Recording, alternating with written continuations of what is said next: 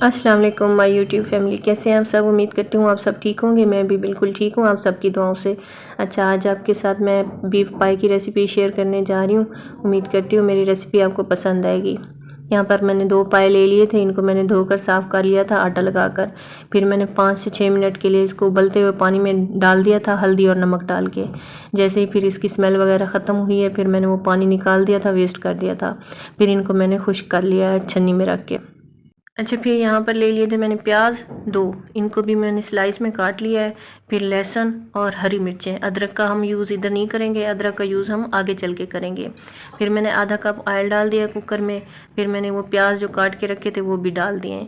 इनको हम ज़्यादा फ्राई नहीं करेंगे, जैसे हल्का सा इनका कलर चेंज होगा तो इसमें ना हम पाए डाल देंगे। ये पाए जो हमने धो के रखे थे इनको मैं अब डाल दूँगी। इसको हम फ्राई करेंगे 5 मिनट के लिए। इसके साथ प्याज़ों के साथ ना हम इधर फ्राई कर लेंगे। जैसे छोटे पाए बनाते हैं ना, ऐसे ही ये बड़े पाए भी मैं ऐसे ही बनाती हूँ। अगर उस तरीके से हम बॉयल कर लें उसकी स्मेल नहीं जाती और वो अच्छे भी नहीं लगते खाने में। मैं हमेशा ऐसे ही बनाती हूँ, उनको ना ऐसे फ्राई करके फिर बनाती हूँ। फिर यहाँ पे लहसुन डाल दूँगी और थोड़ा सा लहसुन मैंने बचा लिया, इसको आगे चल के हम यूज़ करेंगे। इसको भी 5 मिनट के लिए मैं भून लूँगी।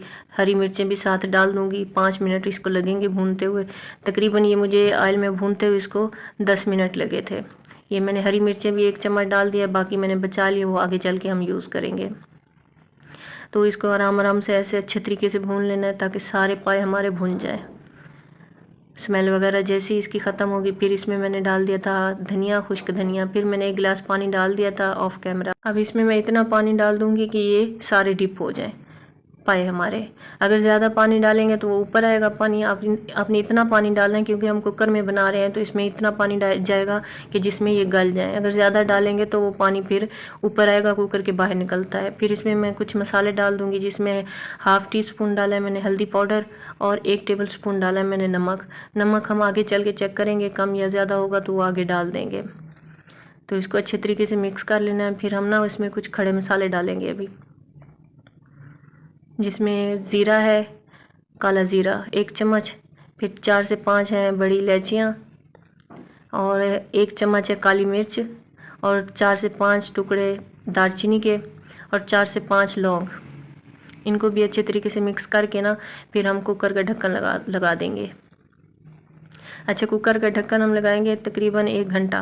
1 घंटे के बाद चेक करेंगे, अगर नहीं गले होंगे तो फिर हम लगा देंगे तकरीबन आधे घंटे के लिए। लेकिन ये हमारे ना 1 घंटा 15 मिनट में गल गए थे, सवा घंटे में। ये बहुत अच्छे गल गए थे। ये देखें माशाल्लाह, ये बिल्कुल नरम हो गए थे। अब ना बस ये ठीक है। और पानी भी देखें अभी थोड़ा सा रहता है, लेकिन जब हम वो करेंगे ना आगे मसाला बनाएंगे उसमें यूज़ करेंगे आराम से, ये पानी भी खुश्क हो जाएगा और इनको हम भून भी लेंगे आगे।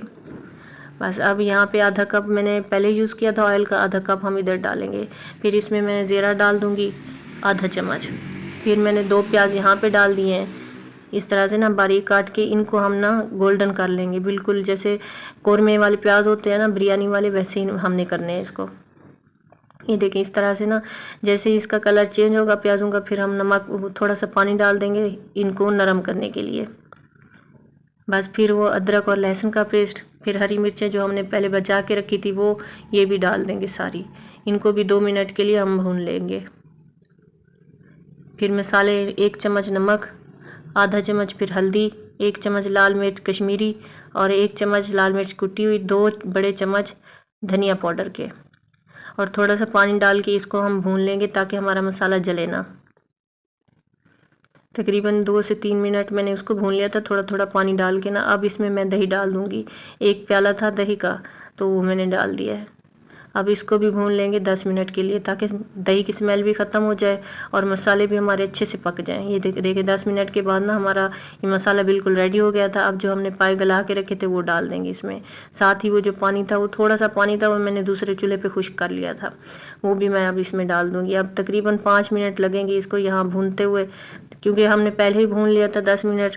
फिर उसके बाद दूसरे चूल्हे पे भी मैं इसको थोड़ा सा ना चम्मच चलाती रही हूँ इसका, तो इसकी स्मेल वगैरह ख़त्म हो गई थी। अब 5 से 6 मिनट भूनने के बाद अब मैं इसमें पानी डाल दूँगी जितना हमें ज़रूरत होगा पानी।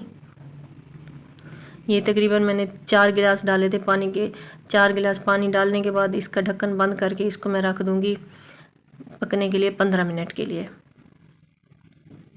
फिर ये गरम मसाला है पिसा हुआ, तो ये भी मैंने डाल दिया है। ये डाल के ढक्कन लगा के इसको 15 मिनट के लिए कवर करके हल्की आंच पे पका लूँगी। फिर 15 मिनट के बाद मैंने आग इसकी बंद कर दी थी। ये देखें माशाल्लाह बिल्कुल अच्छे से हमारे पाए रेडी हो गए थे। ये बहुत ही आसान और जल्दी बन जाने वाले हैं, आप भी ट्राई करें। और अगर मेरी रेसिपी आपको पसंद आती है तो प्लीज़ मेरी रेसिपी को लाइक कर दें, मेरे चैनल को सब्सक्राइब कर दें।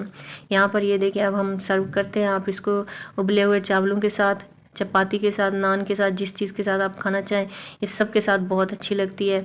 और मुझे अपनी दुआओं में याद रखना। अगर मेरी वीडियो अच्छी लगती है तो वीडियो को लाइक कर दें, चैनल को सब्सक्राइब कर दें। मिलेंगे नेक्स्ट वीडियो में, तब तक के लिए अल्लाह हाफिज़।